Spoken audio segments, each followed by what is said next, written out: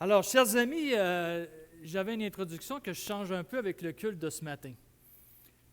On a tellement parlé de guerre et de paix que je pense que introduire le chapitre 8 de 1 Samuel ne peut pas, c'est tout à fait adéquat de revenir sur le sujet de conflit. Chapitre 8 de 1 Samuel, c'est notre texte de ce matin, vous pouvez déjà y tourner. C'est dans notre histoire de Samuel et on voit que dans notre monde, on cherche la paix en s'appuyant sur des solutions d'hommes. On cherche la paix par la guerre, on cherche la paix en établissant des gouvernements, on cherche des structures qui vont nous donner cette paix, des structures gouvernementales, sociales, donc politiques, sociales, des structures économiques. On a besoin de ça. C'est un désir. Vous savez, Aristote a dit « la nature a horreur du vide ». Moi, je pense que par extension, on peut dire que l'homme a horreur du vide aussi. On a besoin de se sentir, disons, encadré, entre guillemets, confortable dans un cadre. Et vous savez, même les pays totalitaires ont des cadres. Même un pays désorganisé comme Haïti, je parlais l'autre jour avec Luchard, qui m'expliquait comment fonctionne Haïti. François aussi, on en a parlé. Le gouvernement est complètement déstabilisé, du moins dans la capitale, il n'y a pas de contrôle. Alors, c'est les gangs de rue qui ont pris le contrôle, hein? Avec des secteurs. Ils dominent chacun leur secteur. Le vide s'est rempli. Et c'est un peu comme ça que débute notre chapitre, notre histoire de 1 Samuel. On se souvient qu'on avait dit que le pays était désorganisé, le pays était en trouble, confronté à des guerres avec ses ennemis. Dans le pays lui-même, le leadership est inexistant ou défaillant. Les hommes spirituels ne font pas la tâche pour laquelle ils sont nommés. Il y a une phrase caractéristique qui termine le livre des Juges, vous vous souvenez? Chacun faisait ce qui lui semblait bon. On est dans l'individualisme. Et dans cette période, un homme va se lever, Samuel va arriver et va amener une transition dans le pays. On va partir de la période des juges à la période de la royauté. Hop. Merci beaucoup, Jérémie, de prendre soin de moi.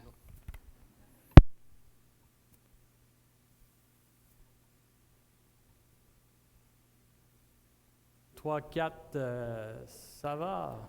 C'est meilleur. C'est meilleur. Tant mieux. Donc, Samuel fait la transition.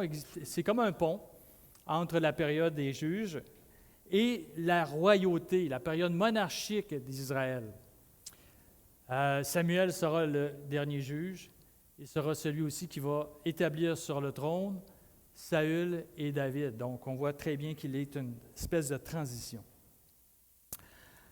Donc, ce matin, on se concentre sur le chapitre 8 de 1 Samuel. C'est un chapitre qui est névralgique dans l'histoire parce que c'est le chapitre qui va nous faire cette transition entre les juges et la royauté.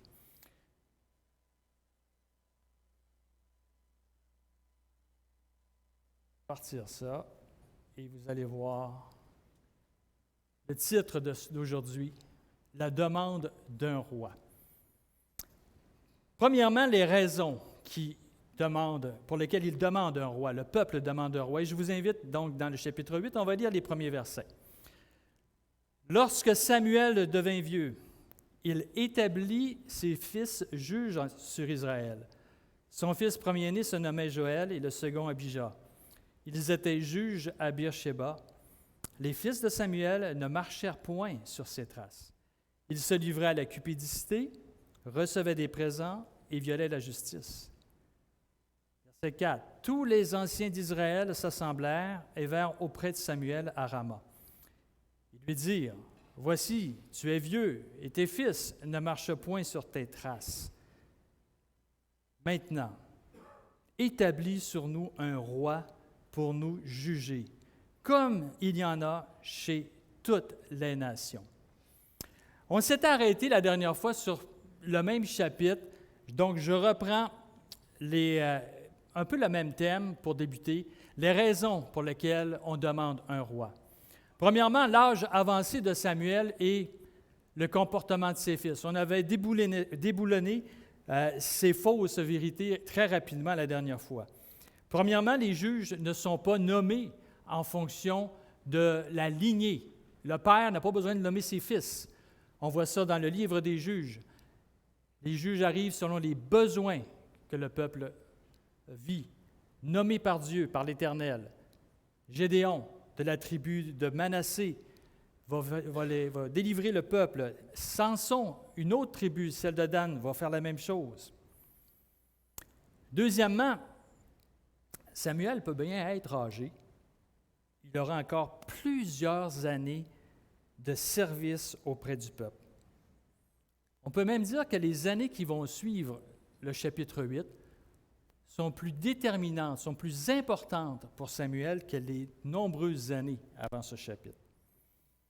Donc, ils sont plus significatifs. Samuel ne montre aucun signe de vieillesse ou de faiblesse. C'est un homme de prière, un homme énergique qui ne recule pas devant les décisions difficiles. C'est un homme aussi d'une grande intégrité. La parole de Dieu parle de lui en termes très élogieux. Pour vos références, 2 Chroniques, chapitre 35, verset 18, lorsque Josias a célébré la Pâque, c'est dit « Aucune Pâque pareille à celle-là n'avait été célébrée en Israël depuis les jours de Samuel. » Samuel, la Pâque qui avait été célébrée, était la mesure étalon pour évaluer la qualité de la fête. Josias, des centaines d'années après, on est encore en train de référer à ce que Samuel avait fait, au temps de Samuel. Dans Jérémie, au chapitre 15, verset 1, « L'Éternel me dit, quand Moïse et Samuel se présenteraient devant moi, je ne serai pas favorable à ce peuple. » En parlant de Juda et de Jérusalem. La référence, Moïse et Samuel, qui étaient des intercesseurs auprès de Dieu, de puissants intercesseurs qui parlaient à Dieu pour le peuple, qui priaient pour le peuple, qui étaient prêts à donner leur vie pour le peuple. C'est des gars comme ça. Donc, c'était un homme qui intercédait pour le peuple devant Dieu et qui a consacré toute sa vie à servir le peuple. C'est significatif presque de sa naissance à sa mort, de sa jeunesse du moins. En tant qu'enfant, il était déjà au service de Dieu. On peut aussi évoquer 2 autres raisons qui peuvent pousser le peuple à demander un roi. La première, on en a parlé ce matin, les guerres contre les ennemis d'Israël. Tournez à 2 pages plus loin au chapitre 11, vous allez voir tout de suite le premier fait d'armes de Saül au chapitre 11 sera de délivrer Jabès, les gens de Jabès en Galaad, d'une attaque contre des Ammonites. Donc Nachash, l'Ammonite, vint assiéger Jabès en Galaad. Tous les habitants de Jabès dirent à Nahash, donc traite alliance, elle a toute une histoire. Et là, Saül va faire une levée de tout le peuple, de tout Israël. Ils vont être 300 000 hommes pour aller défendre les gens de Jabès. Et ils vont gagner. Donc, c'est un événement qui va asseoir la royauté de Saül. Le vent de la guerre pour Israël, le souffle de la guerre est toujours là. Ils avaient des ennemis, ils étaient en paix pendant certaines périodes, mais le souffle était toujours là.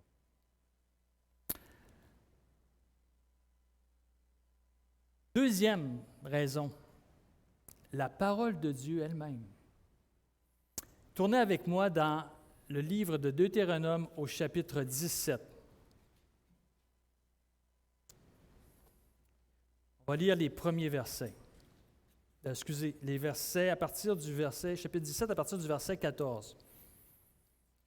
Il y a les quelques premiers versets, à partir du verset 14 du chapitre 17 de Deutéronome. Ça va? Lorsque tu seras entré dans le pays que l'Éternel, ton Dieu, te donne, lorsque tu le posséderas, que tu y auras établi ta demeure, et que tu diras, je vais mettre un roi sur moi, comme toutes les nations qui m'entourent, tu mettras sur toi le roi que choisira l'Éternel, etc. Et la suite du texte, jusqu'à la fin du chapitre, ce sont les termes du contrat que Dieu prend avec le roi. Voici les règles que tu dois suivre, l'entente que je prends avec toi. Il ne faut pas voir ce texte comme une autorisation d'avoir un roi, mais plutôt le voir comme une prophétie, un peu comme d'autres textes de l'Ancien Testament qui nous parlent du Messie qui va venir, du roi qui va être établi. Genèse chapitre 49, en relation avec la tribu de Juda, le sceptre, donc la royauté, ne s'éloignera pas de Juda, au chapitre 49. Également, le texte donc établit les standards, mais il ne dit pas que c'est Dieu qui donne le roi.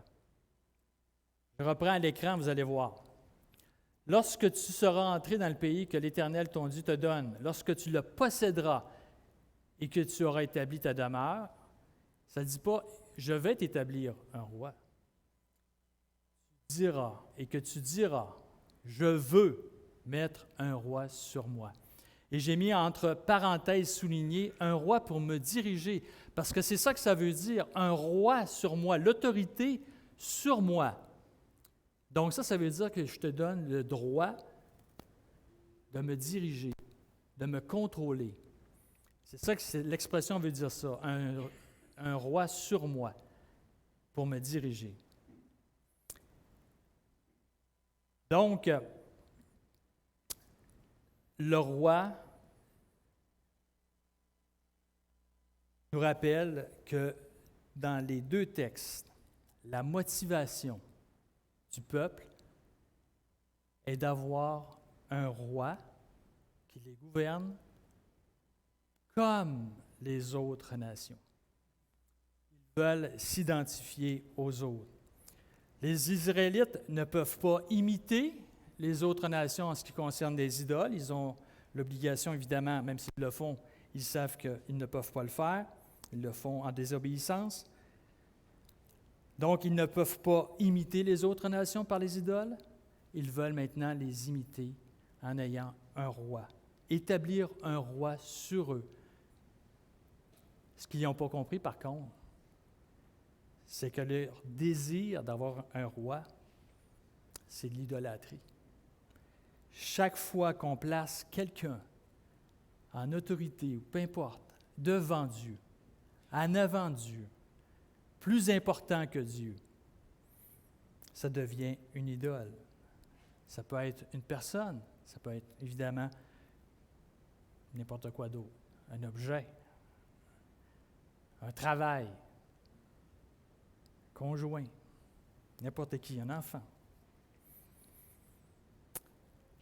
Donc, il semble que les anciens de la nation ne cherchaient pas un changement radical dans la façon, on revient dans notre chapitre 8, dans nos textes. Il semble que ce n'est pas vraiment un changement radical, parce que voyez-vous, au verset 5, au verset 4, pardon. Non, c'est ça, au verset 5, excusez. Il lui dit, voici, tu es vieux, tes fils ne marchent point sur tes traces maintenant. Établis sur nous un roi. Pourquoi? Pour nous juger. Donc, ils sont en train de dire, écoute, on veut juste te remplacer. On ne veut pas aller plus loin que ça. On pense que tu ne fais plus bien la job, tu es vieux, tes enfants, ça ne va pas du tout. Donc, on voudrait avoir quelqu'un qui va nous juger. Ils veulent une mise au point, je dirais, une mise au point administrative. Hein? On veut juste changer quelques affaires dans l'affaire, dans le pattern. Ils veulent la justice. Ils veulent un juge qui tranche leurs questions juridiques. Et ils veulent simplement que ce roi soit leur juge, plutôt que d'avoir Samuel comme juge. Ça sonne bien, ça peut bien paraître, mais ce n'est pas un simple changement. Ils veulent une refonte complète du système. Ils veulent se débarrasser de ce système de juges dans lequel ils sont gouvernés depuis des centaines d'années. Et ils veulent avoir quoi? Un système comme les autres nations. Ils ne veulent pas être une nation distincte, différente, comme ils veulent être comme celle qui les entoure. Ils ne tentent pas seulement de virer Samuel comme juge, ils cherchent à congédier Dieu comme leur roi. Et ce sera dit clairement un peu plus tard dans les versets qu'on va lire. J'ai une mise en garde ici. Veillons à montrer le respect qui convient à ceux qui détiennent l'autorité. Nous devons les respecter. Mais on doit également veiller à ne pas devenir des adorateurs de ces personnes. Il ne faut jamais chercher chez les hommes ce que seul Dieu peut faire. Et il ne faut jamais donner aux hommes ce que seul Dieu mérite. Il faut placer les bonnes choses à la bonne place. Il ne faut jamais chercher chez les hommes ce que seul Dieu peut faire et ne pas donner aux hommes ce que seul Dieu mérite. Vous savez, j'ai été en vacances quelques semaines aux États-Unis et j'avais quelques billets de dollars américains dans mes poches, évidemment. Et en lisant des choses sur... Je suis tombé sur une réflexion qui m'a rappelé que sur le billet américain, à l'endos, j'ai entouré, je ne sais pas si Sam, tu le lis bien, « In God we trust ». En Dieu, nous mettons notre confiance. C'est intéressant de voir que le billet à l'endos, « In God we trust ». De quel côté, nous, on regarde nos billets de banque? Dans quel côté on met notre confiance? Je trouvais que cette image était frappante. L'image du billet de banque, c'est beaucoup plus que l'argent. C'est l'autorité qu'elle nous donne, la puissance qu'elle nous donne, les gouvernements qui l'impriment. Où on met notre confiance?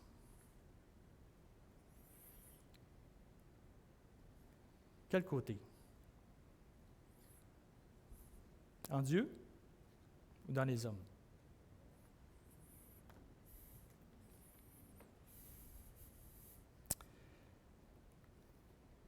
Deuxième point, on continue notre lecture. On va maintenant dans la réprimande, à partir du verset 6 jusqu'au verset 9. Samuel vit avec déplaisir qu'il disait « Donne-nous un roi pour nous juger. » Et Samuel pria l'Éternel. L'Éternel dit à Samuel, « Écoute la voix du peuple dans tout ce qu'il te dira, car ce n'est pas toi qui le rejette, c'est moi qui le rejette, afin que je ne règne plus sur eux. Ils agissaient à ton égard comme ils agissent à ton égard comme ils ont toujours agi depuis que je les ai fait monter d'Égypte jusqu'à ce jour. Ils m'ont abandonné pour servir d'autres dieux. Écoute donc leur voix, mais donne-leur des avertissements et fais-leur connaître le droit du roi qui régnera sur eux. » Alors Samuel n'est évidemment pas heureux de cette demande. Vous savez, si je me mets dans la peau de Samuel 30 secondes et on me dit ça, « Écoute, tu es trop vieux, on te met dehors, puis en même temps, tes enfants, là, ça ne va pas du tout, ils sont tout croches. Alors, écoute, on ne peut pas leur faire confiance non plus. » Quel désaveu! Je suis sûr que moi, je prends 2 minutes rendu là.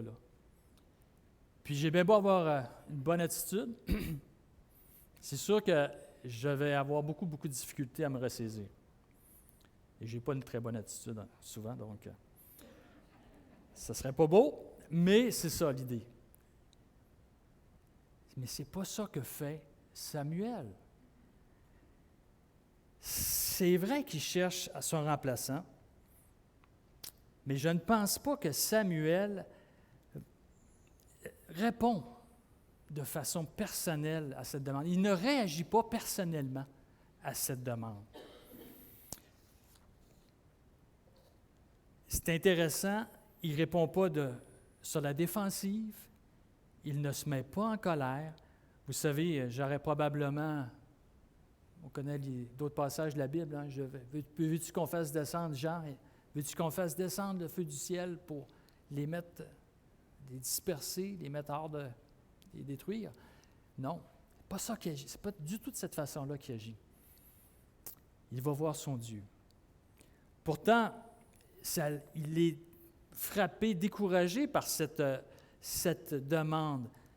C'est très intéressant. Le verset 6, je l'ai mis un peu en traduction parce que Samuel vit avec déplaisir. Ça nous dit en hébreu que ses yeux lui ont fait mal. Il vit avec déplaisir, ça lui a fait mal aux yeux. Ça lui a fait mal aux yeux probablement parce qu'il voyait le dégât que ça allait apporter au peuple. Il voyait l'avenir de ce peuple. Qu'est-ce que ça allait leur apporter? Donc, la réponse de Samuel confirme davantage son caractère d'homme de Dieu, un homme pieux. Il n'arrive pas avec condescendance, il n'arrive pas avec colère. Il va voir son Dieu dans la prière, comme c'est son habitude. Il va à la bonne place. Il va déverser son cœur auprès de son Dieu. Vous savez, il n'y a pas de doute que Samuel est rejeté. En tant qu'homme qui aime son Dieu, Samuel, il a probablement aussi s'est posé la question, qu'est-ce que j'ai pu faire pour que ça arrive? Ça, c'est la culpabilité peut-être qu'il a aussi. Peut-être qu'il comprend ses enfants, écoute, j'ai fait une erreur, c'est peut-être ça. Qu'est-ce que j'ai fait? Et ça, là, si moi je me mets dans la peau de Samuel, puis c'est sûr que je vais penser de même. Je vais regarder ma vie. Je vais regarder ce que je n'ai pas fait de correct. Je vais réfléchir. Mais voyez-vous comment Dieu va le reprendre, va l'encourager. L'Éternel, au verset 7, dit à Samuel, « Écoute la voix du peuple dans tout ce qu'il te dira, car ce n'est pas toi qu'il rejette, c'est moi qu'il rejette. » En fin de compte, Samuel ne prend pas le blâme, parce que le blâme, il est porté, il est adressé à Dieu. Samuel, ce n'est pas toi qui le rejette, c'est moi. Samuel, en tant que serviteur de Dieu, lui, il est tout simplement lié, associé à l'Éternel. Et la suite même nous parle que l'Éternel fait référence au fait que c'est depuis l'Égypte, la sortie d'Égypte, où j'ai été établi leur roi sur eux.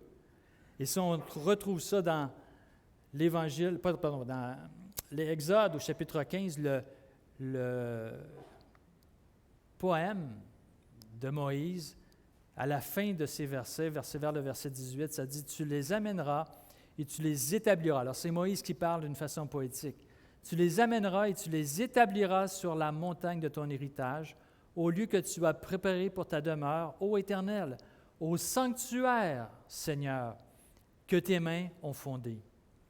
L'Éternel régnera éternellement et à toujours. » Voilà les paroles de son poème, de son cantique.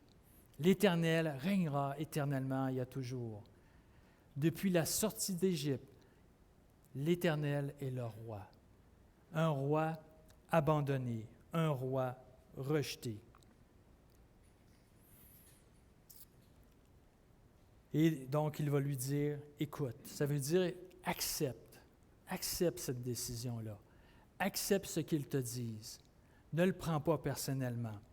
La demande du peuple est en relation avec moi. Mais en même temps, il dit quoi? Tu vas leur donner les conséquences. Tu vas donner comme une forme d'avertissement, un dernier avertissement, les conséquences.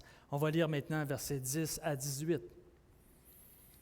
Samuel rapporta toutes les paroles de l'Éternel au peuple que lui demandait un roi.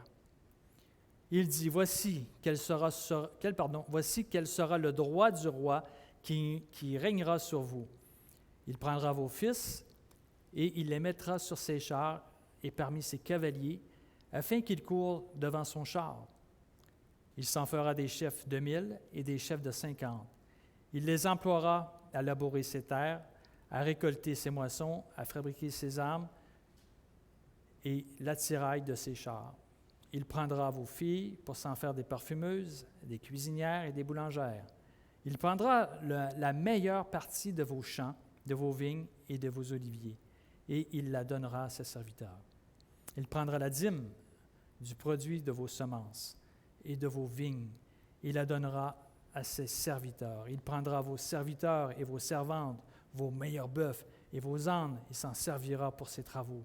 Il prendra la dîme de vos troupeaux, et vous-même serez ses esclaves. Et alors vous crierez contre votre roi que vous serez choisi, mais l'Éternel ne vous exaucera point. Conséquence. Si le chapitre 17 de Deutéronome que nous avons effleuré tantôt nous donnait les attentes envers le roi, ces versets 10 à 18 ici nous donnent les attentes du roi envers le peuple. Et ces deux passages que je vous invite à cocher dans votre Bible, parce qu'ils seront déterminants pour la suite de l'histoire d'Israël. Ce sera des exemples, on va y référer. Donc, ce sont des attentes, premièrement, qui vont coûter cher. Ce sont des attentes ayant un coût élevé. Je ne sais pas si vous avez compté, moi je l'ai fait, 7 fois dans le texte que nous avons lu, nous retrouvons le verbe « prendre ». Je vais prendre vos fils, je vais prendre vos filles, je vais prendre la meilleure partie de vos champs, je vais prendre la dîme de vos produits, je vais prendre de vos serviteurs, vos servantes, je vais prendre, etc. 7 fois. Je vais prendre la dîme de vos troupeaux, c'est le dernier. Donc, 7 fois dans les quelques versets, le roi prend ce qui appartient au peuple. Les Israélites avaient déjà différents prélèvements prévus pour le soutien des Lévites, soutien des veuves, des orphelins, des étrangers, et le roi va ajouter à cela une taxe, un impôt. Et ça va honnêtement ressembler à beaucoup ce qu'on vit aujourd'hui. C'est très semblable. C'est beaucoup plus que 10% en passant.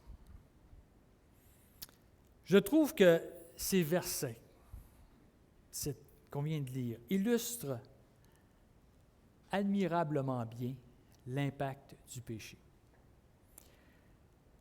L'impact du péché dans nos vies. Vous savez, là, je vais parler quelques termes banquiers. Satan cherche toujours à maximiser notre estimation des bénéfices du péché. On va en avoir du plaisir. On va en avoir de l'argent. Ça va être bien. Maximiser les bénéfices du péché. Puis en même temps, il s'engage à nous convaincre que le prix du péché est minime. Ça ne va rien te coûter. Ça va faire de l'argent. Le bénéfice est important pour peu à payer. Est-ce que ça vous rappelle une histoire de la Bible? Dans le Jardin d'Éden? Qu'est-ce qui avait été dit? Voyons donc, tu ne mourras pas. Pas vrai que tu vas mourir, mais quand tu vas manger, là, hey, tu vas devenir comme Dieu. Gros bénéfice pour rien. Hey, yes. Et on connaît la suite de l'histoire. Le fruit défendu a été mangé. Et nous sommes dans cette situation depuis ce temps-là. Lorsqu'on choisit le péché, nous le faisons en croyant le mensonge de Satan. Nous pensons que nous pouvons dealer des fois avec le péché, tout en gardant le contrôle sur lui. Voyons donc, ça n'ira pas jusque-là. Voyons donc, on ne sera pas des esclaves. On ne payera pas autant. Voyons donc. On garde le contrôle sur le péché, mais la réalité, c'est que le péché prend rapidement le contrôle sur nous et on devient des esclaves. Chaque fois qu'on est tenté, que nous envisageons de choisir le péché, rappelons-nous ce que la Bible nous enseigne. Le prix est trop élevé pour le plaisir qu'il rapporte. Le prix est trop élevé. J'appelle ça l'économie, le rendement du péché est beaucoup trop cher. Le mensonge de Satan, il faut l'oublier. Dernier point, la réponse maintenant, finale, à partir du verset 19. Le peuple refusa d'écouter. Refusa d'écouter la voix de Samuel. « Non, dirent-ils, mais il y aura un roi sur nous. Et nous aussi, nous serons comme toutes les nations. Notre roi nous jugera. Il marchera à notre tête. Il conduira nos guerres. » Samuel, après avoir entendu toutes les paroles du peuple, les redit aux oreilles de l'Éternel. Et l'Éternel dit à Samuel, « Écoute leur voix et établis un roi sur eux. » Et Samuel dit aux hommes d'Israël, « Allez-vous-en, chacun dans sa ville. » Les conséquences ne sont pas importantes pour le peuple d'Israël. Il est déterminé à avoir un roi. Non, c'est pas grave. Les conséquences, on s'en fout. Ils sont déterminés à avoir un roi. Donc, le peuple refuse d'écouter Samuel. Et, je ne sais pas si vous l'avez remarqué, mais ils vont même être beaucoup plus clairs en ce qui concerne les attentes qu'ils ont envers leur roi. Le peuple, il veut être dirigé. Ils veulent que leur roi soit le juge et ils veulent que le roi les mène au combat. Il y aura un roi sur nous, donc c'est la direction. Et nous serons comme toutes les nations. Notre roi nous jugera et il marchera à notre tête et conduira nos combats. Ce sera notre chef militaire, notre héros, celui qu'on adulte, celui qu'on veut suivre, celui qui va nous amener au combat. Samuel, donc, après avoir entendu ces paroles, retourne vers son Dieu, exprime encore là son cœur. Est-ce que vous pensez que Dieu n'a pas entendu ces paroles? C'est sûr qu'il les a entendues. Mais Samuel a besoin de répandre son cœur. Puis ça, je trouve que c'est une belle attitude. Samuel ne s'en va pas pleurer n'importe où. Il s'en va à la bonne place.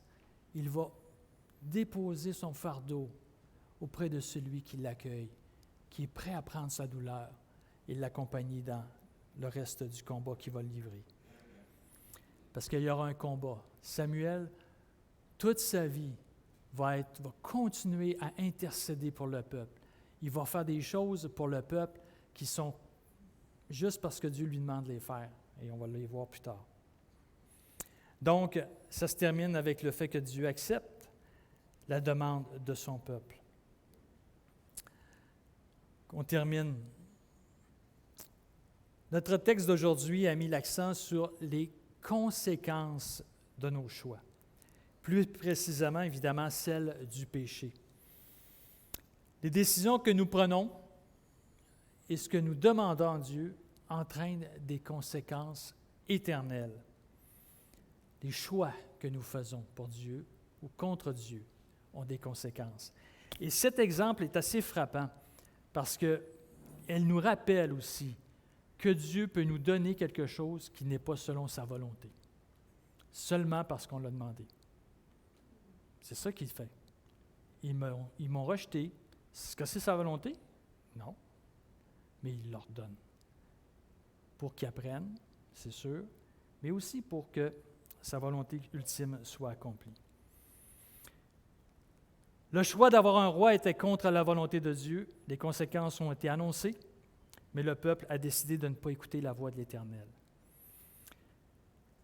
Moi, je trouve ça intéressant comme histoire aussi, comment les hommes agissent avec l'idée de prendre un homme puis d'en faire un roi, d'en faire un Dieu, pour répondre à leurs besoins. Vous savez, on a parlé de paix, de guerre.